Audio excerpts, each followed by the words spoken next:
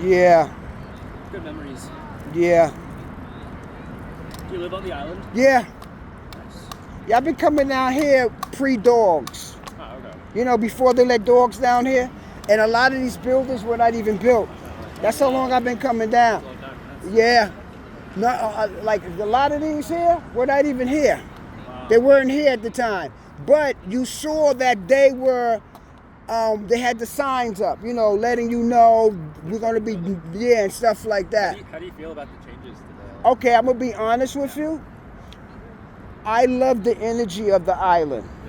You know, and the reason why I love the energy is because you don't got to worry about nobody bothering you. Oh, true. Yeah. That's one of the greatest perks of living down here. You know what I'm saying? You don't have to worry about nobody bothering you. Like, you could come out any time of the night and you know you're safe. Yeah, I like That's that. one. It's very peaceful.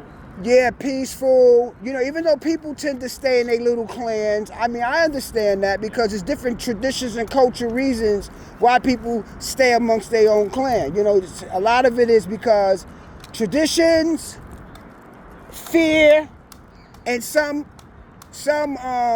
groups, they just don't let outsiders in. But once they let you in, you're like family to them because that's rare. You understand what I'm saying? Certain cultures. Yeah, for sure. Because when I used to live years ago, I lived in the Bronx and there was a Vietnamese family that lived right down the block from me.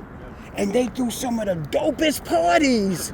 And no, I'm serious. I mean, they had all the jams. And one day I went in and it was making squid or octopus on a flame. My first time trying it, I was like, cool, you know. And then I became friends with them and stuff like that. But that was the first.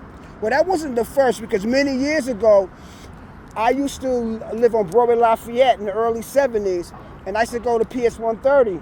And so I grew up amongst the Chinese on Mott Street and this and that. But the times were different because I went to PS 130 down there, and I guess it's because people don't, traditions keep us apart, fear keep us apart. We think we're different, but we're really not. We just speak different languages, you know what I'm saying, got different traditions. But it was more like you had the Italians, you had the Chinese. There wasn't many people of color there because predominant Chinese, Italians at that time. And, you know, there was like I ain't gonna call it like a race war, but you know. Tensions, yeah. Yeah, there was tensions because of fear. People didn't know each other, and you know the creative stories that is created by the media and just our own biasness and fears of each other because maybe we had bad experiences, so we see everybody is the same, language difference. It's just a whole lot of like boogeyman stuff, and Sure, then. yeah. And then when you get to know a person, you're like, oh, this person's just like me. They cry. Yeah, if you ask me, I feel like part of the explanation is Yeah. people are a lot more like tied to their screens now. Right. They're not used to socializing with other people. Right. So Yeah. probably just less open to like doing this thing that they don't have that much practice doing. Right. Yeah. I don't think it's all fear. Yeah, it is. And you know what? Me and you kind of like on the same page because I always observed. I'm a people watcher. Yeah. And so, and I'm kind of fortunate because at a young age, I got to actually live on Broadway Lafayette, going to school, PS 130 amongst the Chinese, had some coolest. Back then, I remember when, what was that candy? Starburst had came out.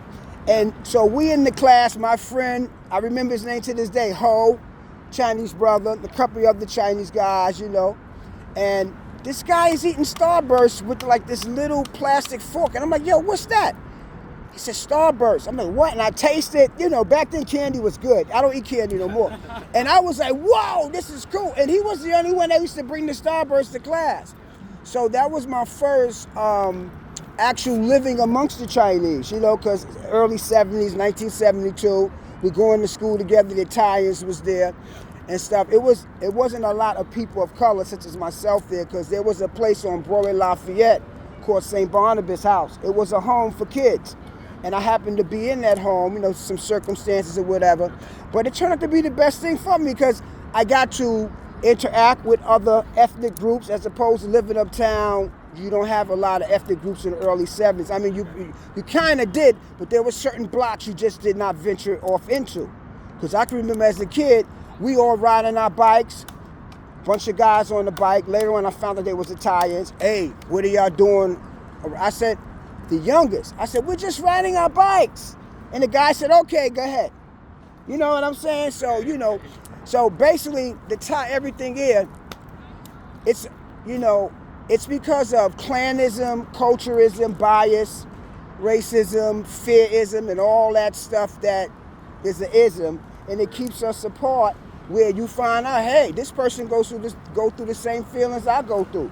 I agree. Yeah. You know, this person feels like I feel. This person wants love. This person wants the same thing for their children and stuff like that. But I think it's because of created chaos of maybe the elitists that run the entire world that maybe has created this whole, oh, you this color, you speak this way, you look this way, we're going to stay amongst our own because of fear. And then a lot of it is because of stuff that goes on in countries where many of us come from before we even, like most people bring their traditions from home, some of them.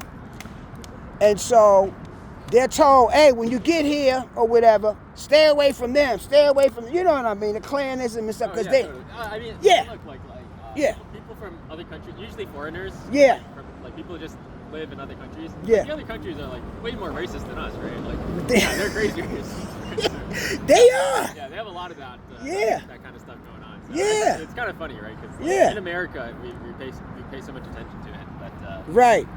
But actually, like globally, it's like not. At least we're paying attention to it. Right.